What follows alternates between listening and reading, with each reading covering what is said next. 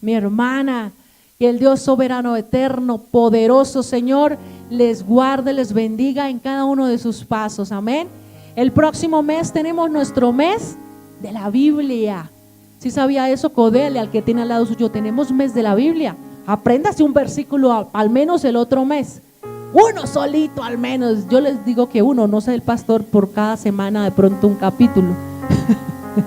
Pero yo les doy al menos uno. Amén. Yo sé por qué los digo. El otro mes, amén. Vamos a estar hablando solo Biblia y que nuestra generación también aprenda Biblia, porque se aprenden canciones.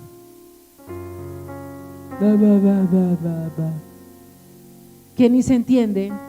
¿Cómo no aprendernos vida? Palabra que trasciende. Entonces yo te invito a que tú como papás, ¿cuándo están los padres? Bueno, los papás, esos papás, amén, por fe, hermano Diego. Todos los papás, amén. Esos papás, apréndalo. Primero porque la palabra da vida, pero también aprende porque tu generación te va a imitar a ti, te va a seguir. Tú vas a ser motivo de inspiración a tus padres, a tus hermanos, a tu familia. Y en tribulación o angustia, a mí me ha ayudado, no sé usted, recordar la palabra. Mucho me ayuda. Y esa palabra es necesaria, es como alimento a la boca, como cuando usted hoy desayunó, los que desayunaron, los que no pues almorzarán, bueno, pero esta es la palabra que debemos aprovecharle. Y nuestros amados niños tienen un tiempo preparado para el día de la Biblia. Creo que va a ser el 28, si no estoy mal, hermana Benilda, mis hermanas, 28, el 28 aquí, el día de la Biblia. Todo el mes, octubre, vamos a estar en celebración acá en la iglesia, pero el 28 los niños que han estado o que van a estar viniendo juiciosos, no solo un día, no, todos los que hayan venido juiciosos van a tener una sorpresa ese día. ¿Listo? Entonces, amados, no deje a su hijo en la casa, sí, no deje a su hijo en la casa, tráigalo, así sea en pijama. A mí me hubiese gustado que me trajeran de chiquita así sea en pijama, así como Abby, que la traen en pijama, al menos, pero tráigalo a la casa del Señor. Amén. Entonces, que aprendamos palabra, no TikTok, es que se llama TikTokers, no, ahí sí se saben a bailar, sí se saben el parlamento de los que hacen ahí en el TikTok, se saben absolutamente todo, pero yo les puedo preguntar aquí a un niño al azar que me diga un versículo y no me lo va a decir. ¿Quién me va a decir uno? El otro mes vamos a tener premios. Entonces tenemos tiempo para aprendernos. Así que, o al menos los niños no, es un papá que me diga un versículo. Pero ¿sabe qué, iglesia? Necesitamos aprender más Biblia. Amén. Más Biblia. Gloria a Dios. Entonces, mis amados hermanos, ayer en la reunión de jóvenes se suponía que tenían que venir los que pidieron, ya quiero reunión, no vinieron. Ya llevamos 2 reuniones de jóvenes y el próximo sábado tenemos celebración de amor y amistad con los jóvenes. Sábado a las 4, ¿cierto? Codea a la que tiene al lado suyo si usted cree que es jovencito. Si usted lo ve muy viejito, no lo codee. Pero si usted le cree que está jovencito, codéelo. Dígale el sábado a las 4. ¿A qué horas? A las 4 de la tarde, iglesia. Traigamos a nuestros hijos a la iglesia y no llevémoslos a un concierto pagano. No los llevemos por allá a reuniones que no, traigámoslo a una cita con el Señor el sábado. ¿A qué horas? Para eso sí debe haber tiempo. Ay, que se me presentó algo y voy a ir con mis amiguis. Nada, aquí tienes una cita con el Señor. No hay eso, mi hermana, no hay excusa. Amén. Sábado a las 4 de la tarde. Amén. Y también invitamos a las mujeres, también tenemos nuestra reunión de amor y amistad el día miércoles a las 3:30 de la tarde. A todas estas mujeres hermosas del Señor tenemos una celebración muy linda, así que no vaya a faltar porque nos quedamos con la comilona. Yo creo que me voy a quedar con la comilona. Nadie dijo amén. Y voy a cocinar ese día, así que eso va a estar un banquete. Véngase ese miércoles, ¿a qué horas? 3:30 de la tarde, mujeres, véngase. Voy a cocinar, así que ese privilegio no lo tiene sino el pastor y mis hijos. Amén. Iglesia, invito rápidamente a los pequeños en la tierra, pero grandes en el cielo. Nuestros amados niños, con las supermaestras.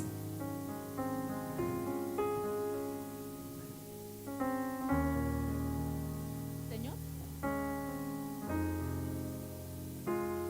Gloria a Dios. Venga para acá. Ay, no, yo ya soy crecido, yo ya me crecí, yo ya no. A ver, niños, no venimos a la reunión de adolescentes y jóvenes y tampoco estamos aquí. O sea, ¿cómo hacemos? ¿Quién se me queda? Eso. Bien, vengan mis tres chicas superpoderosas. Eso. Oramos por nuestros niños, amén. Ya les dijimos que van a prepararse para el tiempo del día de la Biblia, que va a haber un tiempo muy hermoso para ellos. ¿Sí van a venir?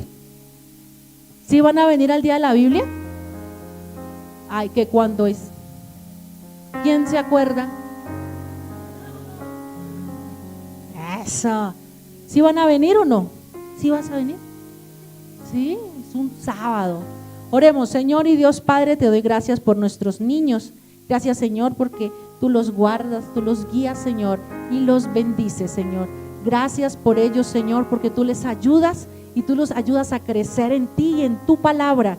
Señor, bendíceles, que puedan, Señor amado, ser usados por ti, Señor, ser bendecidos donde quiera que ellos vayan, sean, Señor, luz en medio de las tinieblas, Señor. Gracias porque tú completas, Señor, tus milagros y los llevas, Señor, a cumplir tu propósito eterno. En el nombre de Jesús. Gracias por nuestros amados niños, por las maestras, Señor. Yo las bendigo, Señor, su casa, bendigo su familia. Gracias, Señor, porque tú los levantas a todos ellos en el nombre de Jesús para darnos a todos sopa y seco. Amén y amén.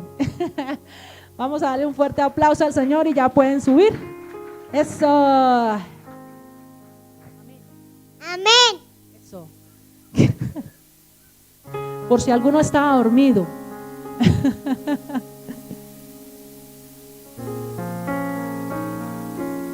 Aleluya. Gloria a Dios. Amén. ¿Cuántos queremos palabra?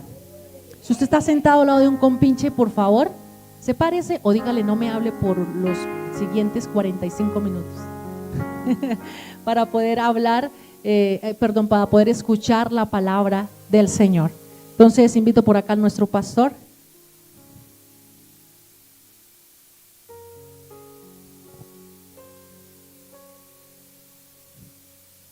Santos escogidos por la gracia de Dios,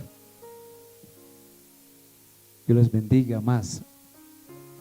En Cristo ya estamos bendecidos, pero mi deseo es que usted sea bendecido más, aún más. Hasta ahora estoy entendiendo por qué Pablo dice gracia y paz sea multiplicada. Yo alguna vez me pregunté, ¿por qué dice tanto Pablo que la gracia y la paz sean multiplicadas si ya tengo gracia? Si ya tengo gracia, ¿cuánto tenemos gracia? ¿Por qué Pablo entonces dice lo mismo siempre? Gracia y paz sean multiplicadas, porque cada día necesito de su gracia. Amén. Si esta semana usted vio a su esposa, si está casado, o vio a su esposo, ahí se manifestó la gracia. Dice un proverbio que el que haya esposa, haya el bien y la benevolencia del Señor. Entonces cuando yo veo a mi esposa, no veo simplemente una mujer, veo el ¿qué? El bien y la misericordia. Con eso no estoy diciendo que el soltero la pase mal, no. No tiene nada que ver, es un estado igual de dignidad. Pero lo que yo intento decirle es que en cada asunto debemos ver la gracia. Si me pagan, si recibo dinero, ¿qué tengo que decir? No, se debe a la gracia. Obviamente le sumo gratitud, Señor, gracias, pero esto se debe a tu gracia. Yo no sé si usted vea la gracia de Dios en el día a día, pero con el paso del tiempo estoy aprendiendo a ver la gracia de Dios en el día a día. No es ver a Dios en las cosas, en el perro que pasó, ahí está. No, porque hoy en día hay un movimiento donde se nos invita a que si yo veo al arbolito que se movió, ahí está Dios. No confunda las cosas. Dios es soberano, no está en el perrito, ni está en el arbolito, ni está en la florecita. Ay, ahí está Dios. No, ¿quién le dijo a usted eso? Dios está en la manifestación de su gracia. ¿Sí entendió el concepto más o menos? Me lo hice. O sea, Dios no busque a Dios en la naturaleza. Busque al Dios que creó la naturaleza. Porque hoy en día hay un movimiento que se está infiltrando en la iglesia. Y entonces las personas quieren buscar a Dios y se van para el campo. Ay, te veo. ¿Cuál te veo? ¿Estás loco? ¿Se la fumó verde o qué? Dios no está ahí. Él es el creador de eso. Pero Él no está ahí. Son dos cosas muy diferentes. Y la gente cree que se va para el campo, ahí va a tener un encuentro súper espiritual con Dios. Te relaja porque es campo. Sí. Algunos necesitamos ir a un lugar santo, Santa Marta, Santa Catalina, ¿verdad? San Andrés, son esos lugares santísimos. San Gil también, ¿vale? ¿Sí o no, hermano Reinaldo? También aguanta San Gil. Pero ese contacto con la naturaleza te relaja, pero no significa que tengas un encuentro con Dios. Más bien debes aprender a ver la gracia de Dios en el día a día. Así que cuando te vas a un lugar como San Gil, ¿verdad? Y te echas ahí de cabeza en alguno de esos ríos, digo, Señor, qué bueno eres, es tu gracia que me permite disfrutar de todo esto. ¿Sí ve? Es diferente ver la gracia de Dios en la creación y no ver que la naturaleza sea Dios. Bueno, no los quiero embolatar más. Vamos a entrar en materia.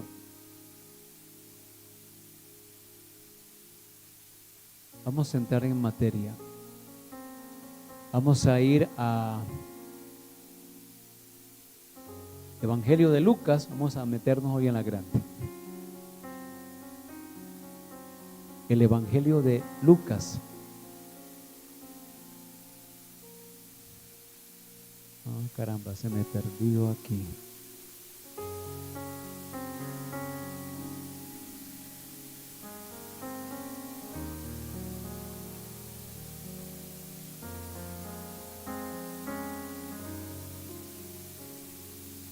Lucas capítulo número 13, 23. 13. Vamos a hablar de un tema 13, 23, por favor.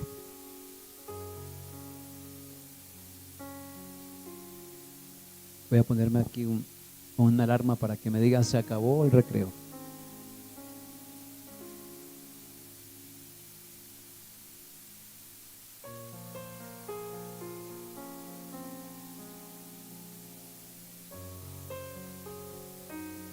¿Ya está ahí mi hermano?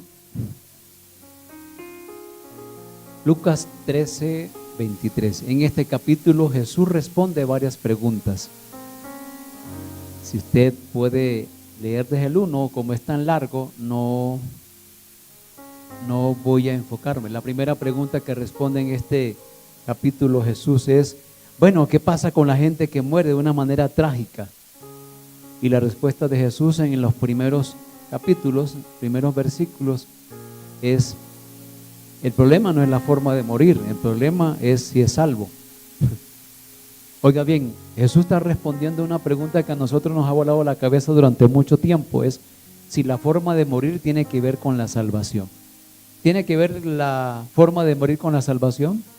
No, los primeros creyentes murieron devorados por los leones, qué gente tan mala, ¿verdad? No, los primeros creyentes murieron empalados en los jardines de lo que hoy es el Vaticano. Ahí quedaban los jardines del de Nerón, del emperador Nerón, y ahí morían empalados, y no solamente empalados, los quemaban. Era la luz viviente que iluminaba el nefasto jardín de Nerón. Entonces alguien diría, uy, Dios hace eso, ¿cómo así?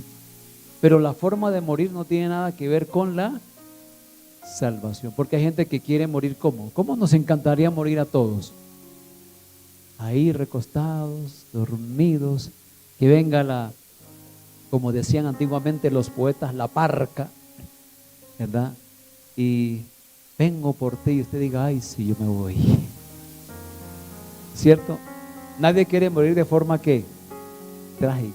Pero en la primera sección del capítulo número 13, Jesús está respondiendo preguntas. La primera pregunta que responde Jesús aquí es, ¿tiene algo que ver la forma de morir con la salvación? Y la respuesta es no. Antes, si no se arrepienten, todos van a perecer. Es la primera pregunta que responde. Y luego, en las siguientes, habla de la necesidad de dar fruto. Pero aquí, en esta sección que nos vamos a enfocar, el 22, el 23, dice, pasaba Jesús por ciudades y aldeas enseñando y encaminándose a Jerusalén. Y alguien le dijo, Señor, ¿son pocos los que se salvan? Y él les dijo, esforzaos a entrar por la puerta angosta, porque os digo que muchos que procurarán entrar y ¿qué pasará? No, ¿cómo así que procuran pero no pueden? ¿Sí? Después de que el padre de familia, esta es la ilustración del punto donde Jesús empieza a enseñar, en la ilustración, después que el padre de familia se haya levantado y cerrado la puerta y estando fuera empecéis a llamar a la puerta diciendo, Señor, Señor, ábrenos. Él respondiendo dirá, no sé de dónde sois. Entonces comenzaréis a decir, en este caso y en el contexto que está hablando, se refiere a la falsa expectativa que tenían los judíos acerca de ser el pueblo escogido. Por eso está hablando el Señor de esta manera. Y dice, delante de ti hemos comido y bebido y en nuestras plazas enseñaste. Pero os digo que no sé de dónde sois, apartados de mí todos vosotros, hacedores de maldad. Y allí será el lloro y el crujir de dientes cuando veáis a Abraham, a Isaac y a Jacob y a todos los profetas del reino de Dios y vosotros estéis excluidos. ¿De qué está hablando? De una falsa seguridad por el simple hecho de ser descendientes de Abraham. Es decir, que los judíos tenían una falsa seguridad de la salvación. ¿Podemos tener hoy en día una seguridad de la salvación sin que sea falsa? O hay dos opuestos, o estamos en la incertidumbre de la salvación donde no sabemos si somos o no somos salvos, o tenemos como los judíos, una falsa seguridad de la salvación que esté basada en que como somos de la descendencia de Abraham, automáticamente somos salvos. Ahí que dice la palabra, que el hecho de que una persona sea judía no significa que sea salva. A alguien, no sé quién nos enseñó, es que los judíos son salvos por promesa. En ninguna parte se les prometió salvación. ¿Qué se le prometió al pueblo judío? Bendición, sí se les prometió. Se les prometió una tierra. Imagínense eso, que Dios tenga que prometer una tierra para que un pueblo camine con él. Ese es el nivel más básico de fe. Este es el nivel más infantil, que Dios tenga que decirle a Abraham, venga, voy a mostrar una tierra donde fluye leche y miel, allá lo voy a llevar. Y toda una nación gira en torno a ¿qué? A una tierra. Qué tristeza, llave, diría alguien. Pero a nosotros se nos prometió el reino de los cielos. A nosotros se nos prometió estar en el mismo lugar donde Cristo está. No se nos prometió una tierra. Usted puede comprar un terreno. ¿Cuánto decíamos amén? Si no has comprado, vas a comprar. En algún momento vas a tener tu casa, en algún momento vas a tener tus cosas, pero eso lo haces tú y tu trabajo. Pero a ti no se te prometió una tierra, se te prometió algo mejor, la ciudad de Dios. Amén. Eso es otro nivel. Porque a ellos se les prometió una tierra y se les dio una tierra, ya, fin del asunto. Entonces dirá, allí será el lloro y el crujir de dientes, cuando veáis a Abraham, a Isaac y a Jacob, y a todos los profetas del reino de Dios, y vosotros, la generación a la cual le habló Jesús, estén excluidos. ¿A dónde le apunta el Señor con esto? Está diciéndole, la pregunta que le están haciendo es, la pregunta inicial es, ¿cuántos se salvan? Y Jesús está diciendo, la pregunta no es cuántos se salvan, la pregunta es si tú eres salvo. El asunto no es cuántos se salvan, sino si tú estás en el asunto. Entonces, como tenemos tantas cucarachas que nos han enseñado, vamos a empezar a matarlas hoy una por una. Mire lo que dice aquí, y esto habla de hasta dónde llegaba el plan de Dios, porque vendrán del ¿qué?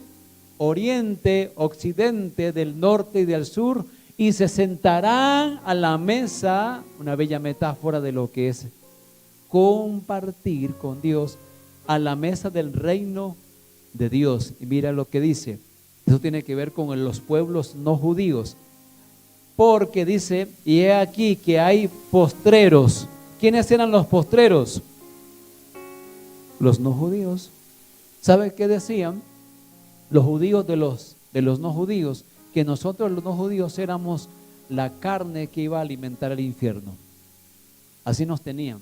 Bueno, nos tienen todavía en ese concepto. Que Dios había creado el pueblo no judío para que alimentara el infierno y allá el infierno se deleitara. Pero aquí el Señor pone un bombazo para ellos. De pronto usted lo lee así, a la ligera, pero le está diciendo, van a venir gente que no vive aquí con ustedes en Israel, van a venir del norte, del sur, del oriente, del occidente, y se van a sentar. Nota el contraste, ustedes van a estar excluidos, pero los que están lejos van a estar incluidos. Wow.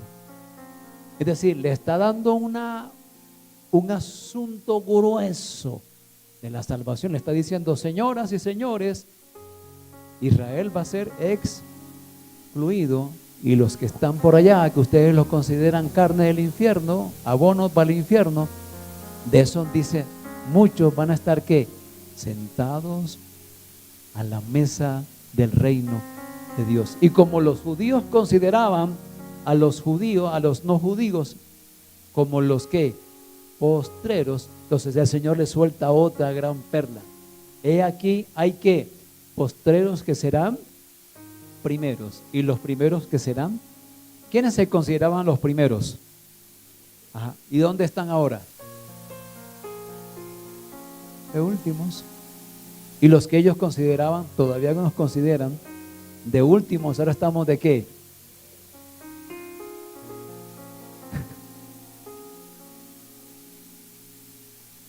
Bueno, ahora sí vamos a empezar. La primera pregunta es, ¿por medio de qué somos salvos? ¿Y de qué nos salva Dios?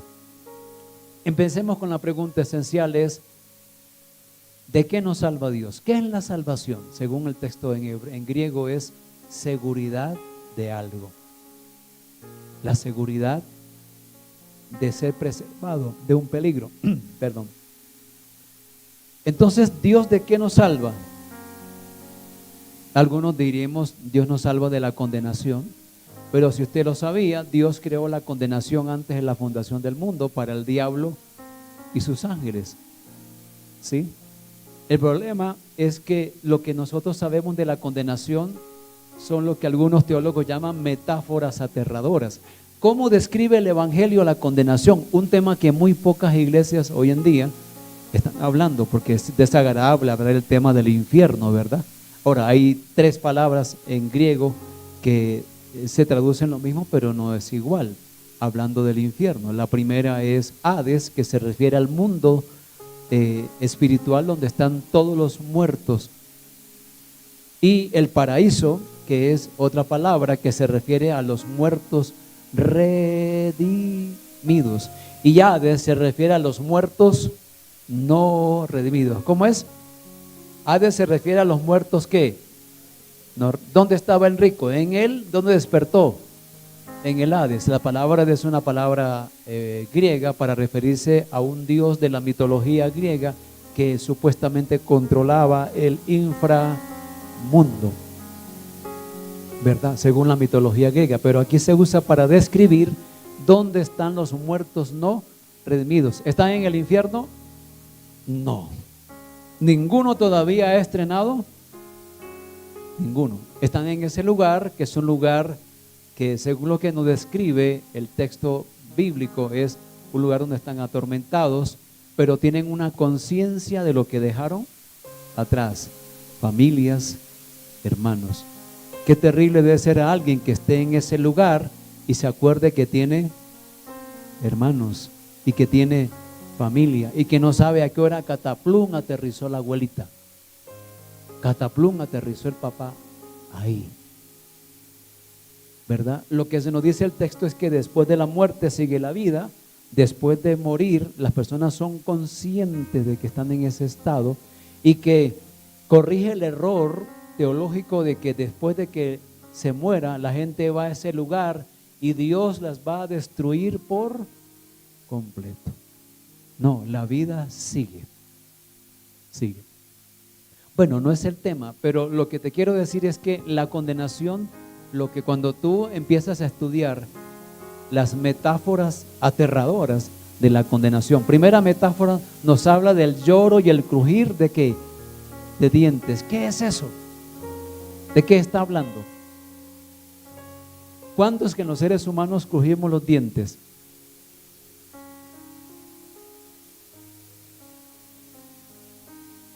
¿Usted cruje los dientes cuando hay miedo? ¿Cuando hay dolor? Cuando hay enojo, correcto. Cuando hay enojo, ira en su máxima expresión. Entonces, ¿qué es la condenación?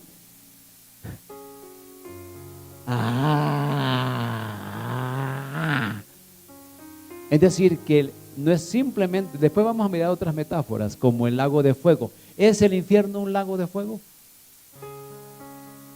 No sabemos. Pero si esa es el símbolo, imagínense lo aterrador que será la realidad.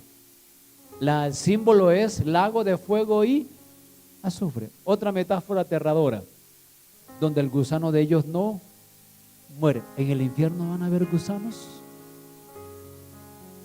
No. ¿Cuál es el símbolo de que es una vida? ¿Para qué se necesitan gusanos? ¿Qué hacen los gusanos? Se devoran el cuerpo y cuando se acaba el cuerpo se muere el gusano, pero este gusano no. O sea, ¿cuál es la idea que está transmitiendo? Que es un ciclo que no termina, es decir, habla en un lenguaje figurado de la eternidad de la condenación. Otra metáfora es las tinieblas de afuera. Todo eso que tú escuchas, Jesús habló mucho del infierno, pero habló en metáforas, las tinieblas de afuera. En otra metáfora que solamente se lee en el griego es que usa una que se llama el basurero. La palabra en griego es gehenna.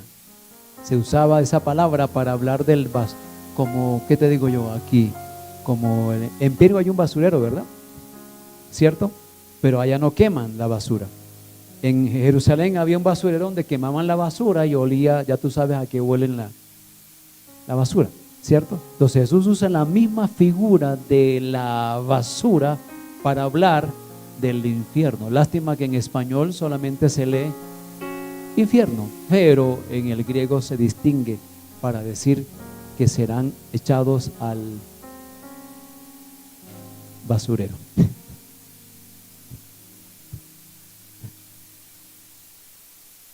Entonces, todo eso, ¿a qué le apunto yo? A que son metáforas de de terror que nos ilustran, nos dan una idea de una realidad. Y si las metáforas son aterradoras, imagínese la realidad. ¿Cómo nos han enseñado el tema de la condenación?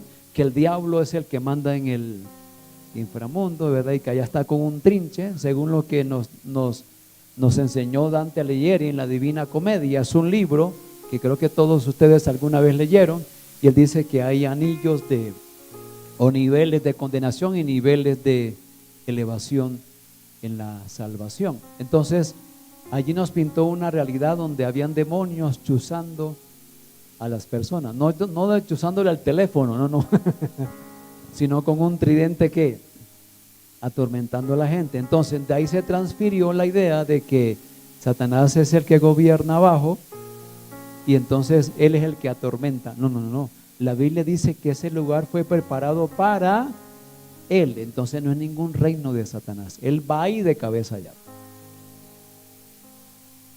Entonces, amados, la pregunta es: ¿usted es salvo o no? ¿Por qué somos primero? ¿De qué Dios nos libra? ¿De qué nos salva Dios? De su ira, nos salva de él mismo. ¿Por qué? Porque una persona tiene dos opciones para presentarse delante de Dios. O se presenta a sí mismo como una persona que ha hecho algo para merecer la salvación, o se presenta por medio de la fe en Cristo, la perfecta justicia de Dios. ¿Qué va a pasar si se presenta en su propia justicia? Va a perderla. Tiene la condenación garantizada. ¿Por qué? Porque la persona puede decir: Señor, yo en la tierra era buen esposo, yo era buena persona, yo no le hacía mal a nadie, tenía mis defecticos, por ahí de vez en cuando me echaba, ¿verdad? Y por ahí de vez en cuando echaba mi canita al aire, pero Señor, tú entiendes, ¿verdad? Y el Señor les dirá: no entiendo nada. ¿Por qué? Un solo pecado es suficiente para mandarte al lago de fuego. Dime por cuál no te mando.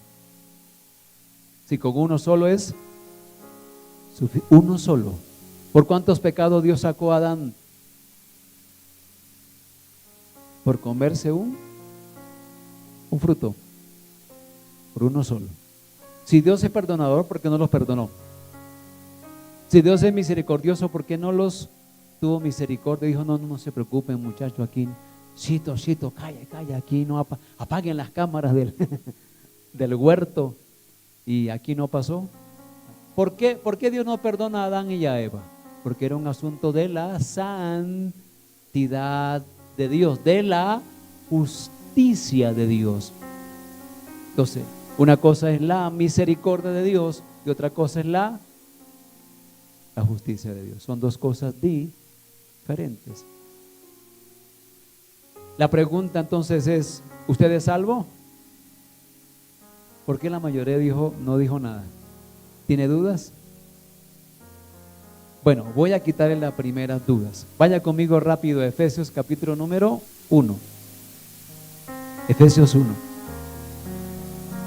Cristo muere para garantizar la salvación. ¿Cómo es? Ok. ¿Cómo se salvaba la gente antes de Cristo? Recuerde que la ley nunca salvó a nadie. No, la misma que. Gracias. Porque la ley nunca salvó ¿a quién? Porque nadie podía cumplir la ley, ni la cumple nadie. Por ejemplo, hoy en día en el judaísmo le enseñan como no pueden hacer ningún sacrificio que la misma ley establece, no pueden hacer ninguno porque no hay ningún tabernáculo para hacer sacrificios por los pecados y hacer la expiación. ¿Qué le enseñan a los judíos? Haga buenas obras, pórtese bien, por obras. Todas las religiones tienen el mismo fundamento: salvación por obra, es decir, por criterios y méritos ¿qué? Personales y propios. Entonces una persona se presenta delante de Dios, creo que estaba ahí, cuando le dice: yo fui buena persona, yo repartía mercados, yo auxilié a personas. Eso está bien, eso son obras, está bien. El problema es que ninguna de esas le sirve para la salvación. Ese es el problema, porque dice Dios, bueno, te portaste muy bien. Cuéntame, ¿cómo hacías con tus pecados? Yuca, baila. ¿Cómo hacemos con tus pecados? ¿Te portaste? Bueno, magnífico. Qué bueno que hayas hecho muchas cosas. Pero ¿cómo resolvemos el tema del pecado si lo que tú hiciste no alcanza para resolver tu pecado? Porque el estándar de la justicia de Dios es alto. Mira, es tan alto que Dios decidió mandar a matar a su propio hijo para no lidiar contigo y matarte a ti. De tal manera amó Dios al que ha dado. Bueno, dado es muy bonito que suena, en realidad fue asesinado. Que ha dado a su hijo, ¿qué? Para que todo aquel que en él crea no se pierda, sino tenga, ¿qué? Vida eterna. Entonces, es tan costosa la salvación, tan alto el estándar, que Dios decidió más bien sacrificar a su propio hijo para que usted no se presente delante de Él basado en sus criterios y sus obras, porque ninguna de ellas le va a alcanzar. Ahora, ¿debemos hacer obras después de la salvación? Claro que sí. Antes de la salvación ninguna sirve para ser salvo. Después de la salvación todas sirven. No para ser salvo, sino para ¿qué? Manifestar la salvación. Vamos a Efesios 1, dice verso número 3. Bendito sea el Dios y Padre de nuestro Señor, que nos bendijo con toda bendición espiritual. ¿Qué son bendiciones espirituales? El carro, la casa. No, eso no tiene nada que ver con qué. ¿Qué aprendemos del antiguo pacto? ¿Cómo obtenían ellos bendición? Por medio de la obediencia. Entonces, ¿cuál es el principio? Que por medio de la obediencia, ¿qué tengo? Bendición. Pero no necesariamente tengo ¿qué? Salvación. Y ahora en el nuevo pacto, ¿qué tengo? Tengo bendiciones espirituales. ¿Por qué? Por gracia, no por qué. No por méritos. ¿Se entiende? Lo estoy tratando de convertir teólogos en medio de 30 minutos. Mira esta cosa. Verso número. ¿De qué habla entonces? De toda bendición que espiritual. Y aquí para abajo va a describir cuáles son esas bendiciones espirituales en la persona de ¿quién? Cristo. Sin Cristo no hay salvación absolutamente de. Por eso no importa el nombre de la religión, no importa el nombre de la tradición, si no hay este criterio que aplica para todas las personas que aspiren a ser salvas, es por medio de la fe en ¿quién? En Cristo. No es fe en mí mismo, no es fe en que yo, cuando alguien dice lo voy a lograr, yo tengo fe, eso es automotivación, no es fe salvadora. Yo creo que lo voy a lograr, hoy tendré un excelente día. Bueno, motívate, está bien, pero eso no es fe, eso es confianza en que tú puedes, ¿qué? Sí, lo puedes hacer, si te determinan lo puedes lograr, claro que sí. Pero eso no es fe, señoras y señores. Fe es confiar en que todo está bajo el control de Dios, aunque la vida duela. Fe es confiar cuando tú llevas a tu paciente al hospital y te dan un diagnóstico que te deja noqueado. Ahí es donde quiero ver que tienes fe. Pero cuando tienes el desayuno servido, dice, Señor, gracias, hoy lo voy a lograr. Pero cuando no tienes el desayuno, se te va la fe. Entonces tu fe no es una fe que descansa en la buena voluntad de Dios, sino que descansa en tus posibilidades. Por lo tanto no es fe, es automotivación.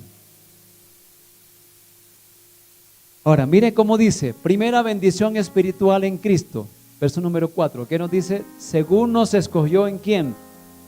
¿Lo leyó bien? Estamos ahí, ¿verdad? Primera bendición, fuimos ¿qué? Escogidos. ¿Qué significa eso? ¿Que nosotros elegimos a Dios o Dios nos escogió a nosotros? ¿Desde cuándo? Desde que mamá y papá se pusieron de acuerdo. Aparecieron muchos, ¡ay, ahí estaba! Venga a ver, lo voy a incluir. ¿Cuándo calcula usted que fue antes de la fundación del mundo? No tenemos manera de saberlo, no hay manera de cómo medirlo. Solo te voy a decir que la gracia no es ahora el tiempo de la gracia. La gracia existe desde antes de la fundación del mundo. La gracia no existe. Estamos en la iglesia el tiempo de la gracia. ¿Ahí qué dice? Según nos escogió en él, ¿cuándo? O sea, que antes de yo nacer, ya Dios había determinado ¿qué? Salvarme. ¿Sabe cómo lo hizo? Me otorgó ¿qué? Y detrás de la gracia que viene, misericordia. Y todo eso en una sola palabra. La elección de Dios para salvar a este vil pecador. Lo mismo que los demás. Ahora, si Dios determinó escogerme y salvarme porque Él así le plació, la pregunta es, ¿le va a quedar grande salvarte? Si está tan seguro que escribió tu nombre en el libro de la vida antes de que tú existieras. Antes, no sé cuántos millones de años, no sé, porque la Biblia no lo dice. Pero Dios está tan seguro de la salvación tuya por medio de Cristo, no está seguro de ti, porque tú sabes, Dios te conoce y sabe que tú eres débil, que vas a fallar, que tendrá días en que te creerás Moisés, pero habrán días en que te vas a creer Job. Pero Job enfermo, llevado. Habrán días en que te sientas con dinero y te crees Salomón, el hombre más rico del mundo. Pero habrán días en que te vas a creer Lázaro, le echas la mano y no hay nada, baila. Habrán días en que te crees con una fe fuerte y habrán días en que dices, quiero meter la mano en el costado de Jesús y ver si esto es real o no. Entonces, no es que Dios se confíe en ti, sino que Él decidió que es escogerte. Somos salvos por la ¿qué? La gracia. Y esta gracia es una gracia capacitante. ¿Por qué es una gracia capacitante? Nos capacita para creer que por medio de Cristo somos ¿qué? Salvos. Ahora, miren lo que dice ahí, que es espectacular. ¿Para qué? Ese es el propósito de la elección de Dios. Entonces hay gente que dice, yo soy salvo. Ok. ¿Usted tiene seguridad de la salvación? ¿Por medio de qué eres salvo? De Cristo. ¿Tú tienes seguridad de eso o no? Algunos no lo van a tener, ¿saben por qué? Porque todavía piensan que ellos pueden ¿qué? Ganarla. Sus propios ¿qué? Criterios, esfuerzos. Entonces tratan de hacer ¿qué? Más para obtener la salvación. Aquí tenemos que entender el propósito de la elección de Dios. ¿Cuál es el propósito? Para que fuésemos ¿qué? Santos. Y dice algo ahí, creo que es ahí donde dice, el siguiente versículo, creo que es el 5. No, estoy en el 4, ¿verdad? 5, dice, habiéndonos ¿qué? Esa palabra es terrible. ¿A qué se refiere la predestinación? Escuche, primero habla de la elección y después habla de la predestinación. Uy, eso es bombas. ¿Sabes por qué? Porque primero está hablando, las personas son salvas con base en la elección y esa elección lleva a las personas a la santificación. Santificación y la predestinación se refiere al lugar donde Dios ha determinado que va a llevarnos. ¿Qué es predestinación? Una sola palabra, lugar. ¿Qué es predestinación? Lugar a donde Dios nos va a llevar. ¿A dónde va? Dios determinó, predestinó a Satanás y sus ángeles antes de la fundación del mundo. Ahora, lo que le intento decir es lo siguiente. ¿Qué nos da seguridad de que somos salvos. ¿Qué es lo primero que dice Pablo acá? Lo que nos da seguridad de que somos salvos es la ¿qué? La elección. ¿Y cómo yo puedo estar seguro de que he sido elegido, escogido? Porque me preocupa la santificación. Entonces, si alguien dice que es salvo, y que le salvo, y que le salvo, que porque es lo que sea, evangélico, católico, lo que quiera, pero no está trabajando en la santificación, yo tengo dudas de que sea salvo. Alguien dice, es que yo fui predestinado. Magnífico, lo tienes claro. ¿En qué estás trabajando este año? ¿Y entonces? ¿Sabes qué hago yo? De pronto te sirva. Yo entiendo que soy salvo por la elección soberana de Dios. Él me llamó. En Romanos 8 dice, a los que voy a leerlo mejor para no fallar. No pierda Efesios capítulo número 1. Aquí habla del plan de salvación. El plan de salvación no es creer, arrepentirse, eso es el ABC. En Romanos capítulo número 8 y terminamos. No, más adelante donde dice los que antes predestinó, algo así.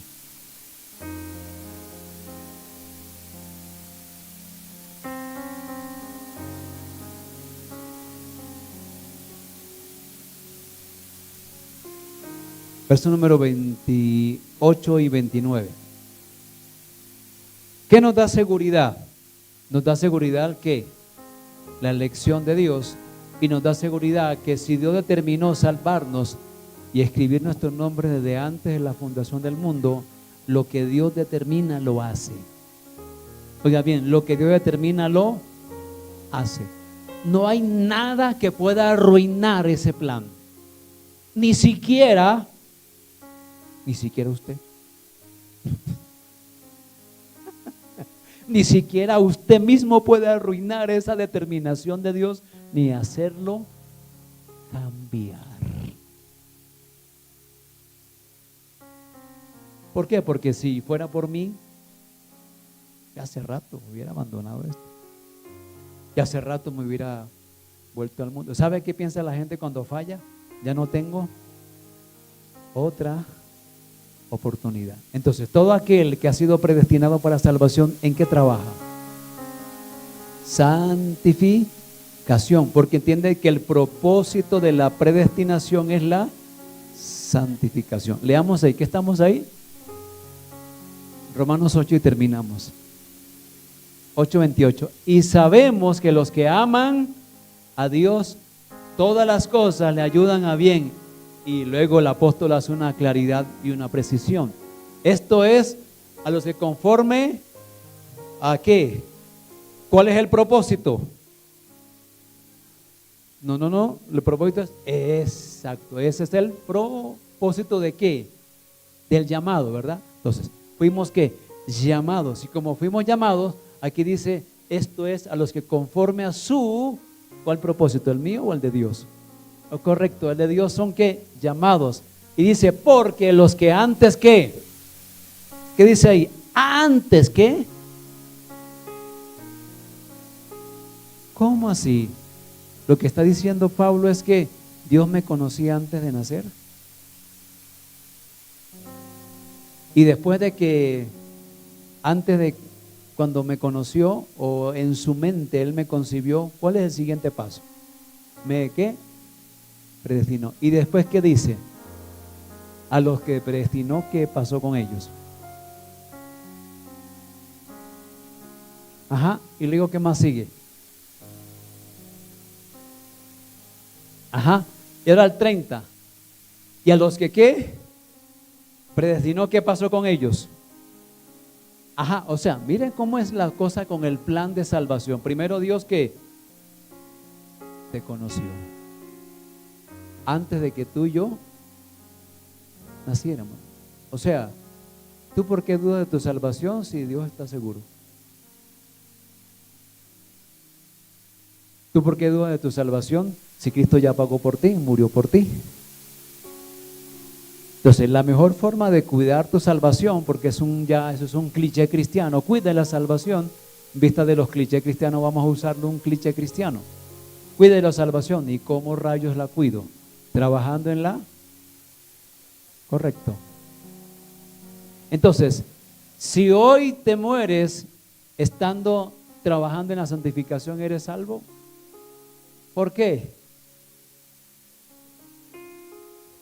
Por medio de la gracia, correcto. Pero todavía no estoy listo. Es que el asunto es que el trabajar en la santificación es el indicador de que ha sido ¿qué? Predestinado.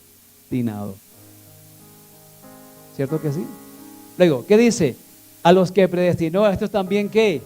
Llamó. Dios llama a todo el mundo al arrepentimiento, pero hay dos tipos de llamados. Apúntelo.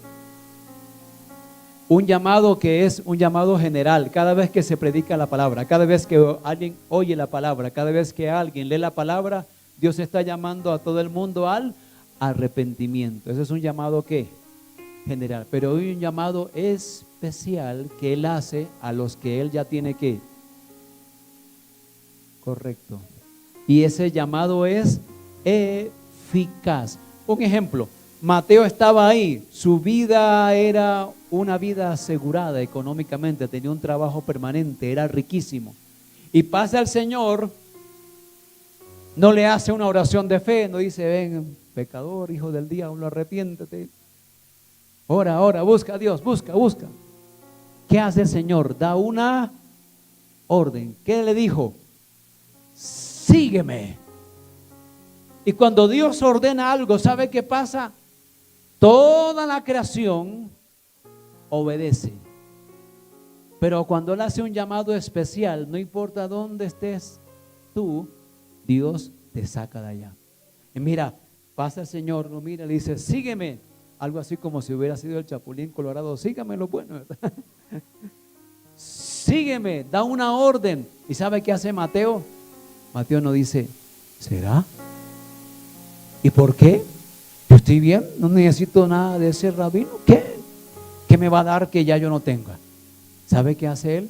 Como estaba ¿sabe qué hace? Obedece. ¿Sabe qué va a pasar con la mayoría?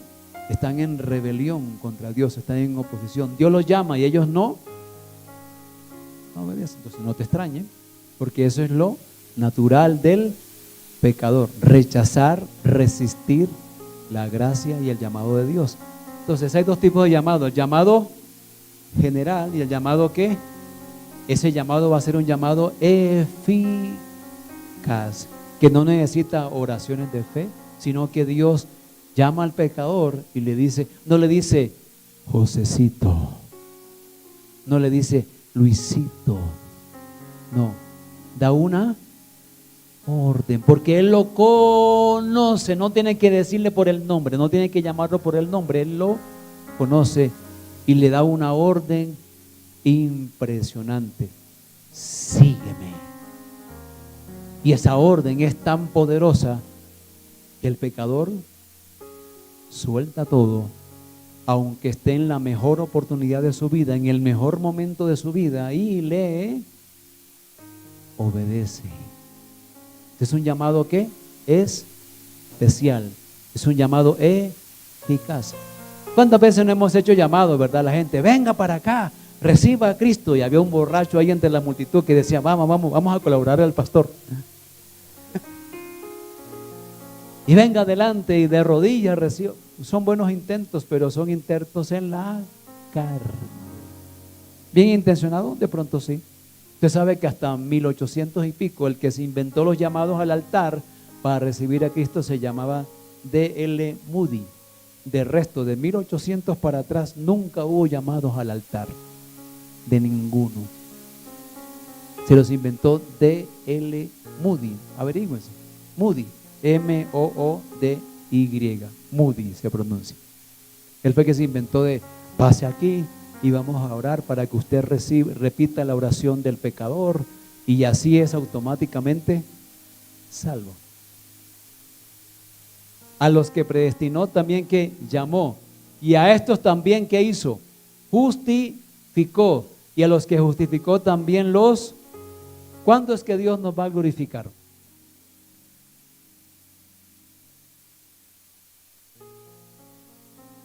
¿Cuándo? No, todavía no ha sido glorificado. Aún, oiga bien, la gente dice, me voy para el cielo después que muera. Ni siquiera después de haber muerto, siendo creyente, estás listo para el cielo. Después que morimos, ¿verdad? ¿Morimos en qué? Pablo dice, en deshonra. Morimos ahí. Somos salvos. ¿Para dónde vamos después que morimos? ¿Para el cielo? No, ¿para dónde? Para el paraíso. Es un lugar de transición. ¿Cómo es el paraíso? Ni idea. Solo sé que ahí está el Señor y voy a estar bien. Porque algunos, ¿cómo pintan el paraíso? Como si fuera un bosque, un jardín. Y uno dice, uy, qué lugar tan bonito. La verdad, la Biblia no describe en el Nuevo Testamento cómo es el paraíso. Pero para tener una idea bíblica, por lo menos, mira el Génesis. ¿Qué había en el paraíso? Primero, Dios estaba ahí, ¿verdad? ¿Habían responsabilidades? Sí, claro. ¿Había trabajo?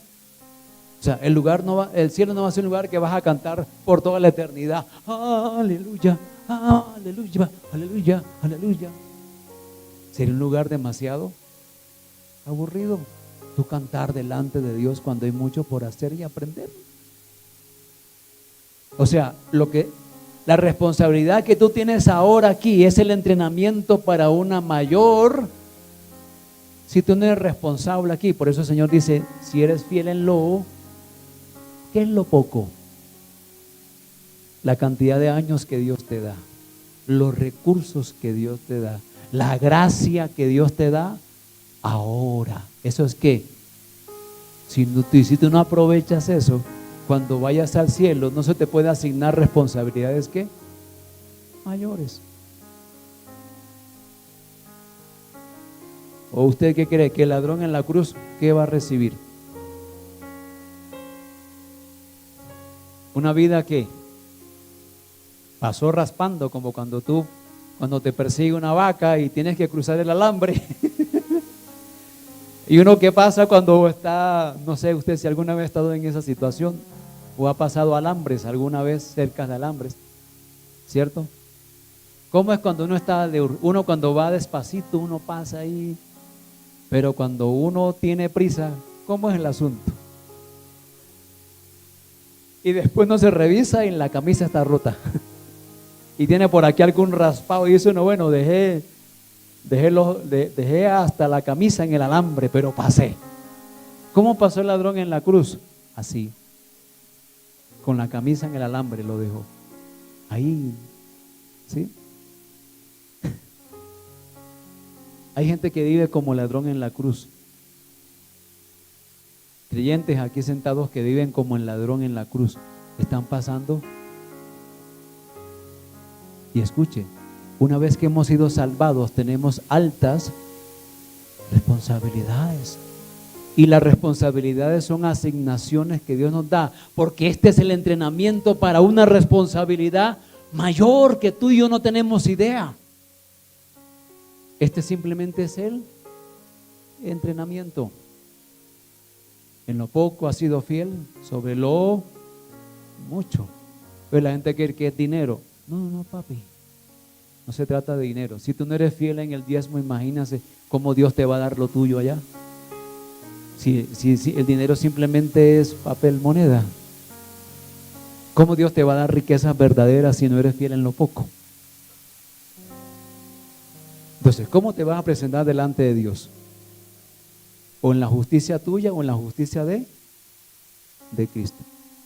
Tú ni yo no podemos argumentar ni una sola palabra delante del santo trono de Dios. Señores, ¿qué fue? Él te va a decir, no me digas, yo lo sé todo, te conozco, no me digas nada, sé tus motivaciones, sé tus pecados, lo sé todo. Suena como a chisme de telenovela, ¿verdad?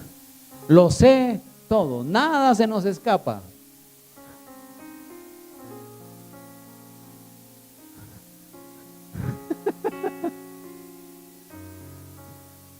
Bueno, con Dios pasa igual. Él lo sabe todo y nadie se le va a escapar. Nadie puede decir, ay, es que es injusto. La persona podría, si Dios lo dejara hablar al pecador delante de él, podría argumentar, yo fui buen esposo, yo fui buena persona. ¿Y sabe qué Dios le va a decir? Fuiste un pecador y eso ofende mi santidad. ¿Con qué me vas a pegar con tus pecados? Dime con qué. Si la paga del pecado es la muerte. Entonces yo, si tuviera y diría, Señor, ¿me vas a matar 2 veces? Y Él me diría, sí, te voy a matar 2 veces. La primera, moriste físicamente. La segunda, es una muerte eterna. Te voy a matar 2 veces.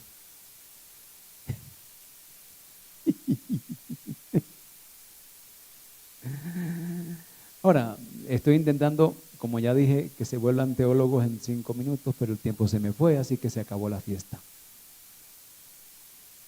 Solo nos quedamos en la punta del iceberg. Pero en el ABC, somos salvos por la gracia. El medio, ¿cómo se llama? La fe en Cristo. Nadie va al Padre sino por medio de Cristo. Eso es respetable, lo que diga el musulmán, lo que diga el judío, lo que diga, todo eso es respetable. La realidad es otra. No, que soy salvo por obras. Hágale, papi, a ver si le alcanza. Hágale, a ver, pero esa justicia es tan alta que Dios decidió matar a su propio hijo y no creo que eso sea recocha para él. Para que alguien venga a presumir de que es buena persona y automáticamente Dios tiene que recibirlo en su gloria. Mira, ni siquiera muerto está listo para ver la gloria de Dios el creyente, porque ¿sabes qué pasa? Cuando el creyente muere y va ¿para dónde? Paraíso. ¿Y qué pasa en el gran día de la resurrección? ¿Somos qué? ¿Por qué Dios tiene que transformarnos?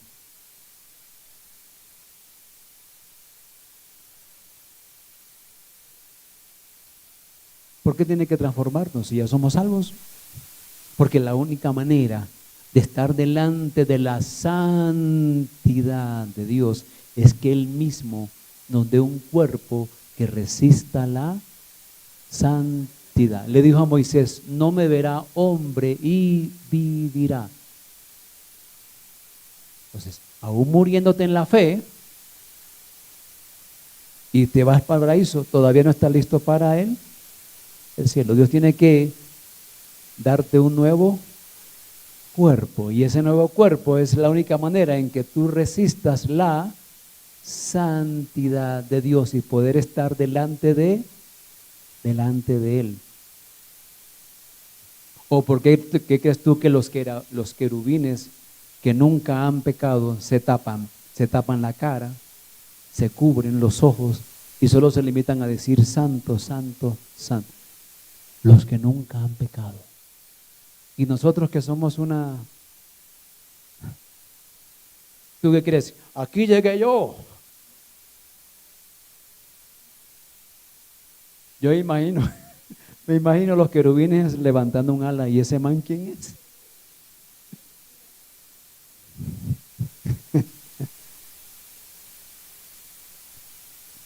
¿Cuál es la mejor manera de cuidar la salvación? Trabajando en la... Te animo a que trabajes en la santificación, porque es la mejor manera de cuidar la salvación. La salvación no se pierde porque está garantizada en la persona de Cristo, pero una vez que hemos sido salvos, estamos desafiados a asumir altas responsabilidades. Mira, si tú fueras alcalde, gobernador y presidente, eso queda en pañales comparado con las responsabilidades que tenemos como iglesia, como redimidos. Si fueras presidente, gobernador, magistrado, alcalde, eso no es nada, eso es un chiste. ¿Entiendes que tienes responsabilidades? ¿Entiendes que tu vida es una asignación temporal, que es el entrenamiento para algo mucho más grande y mayor?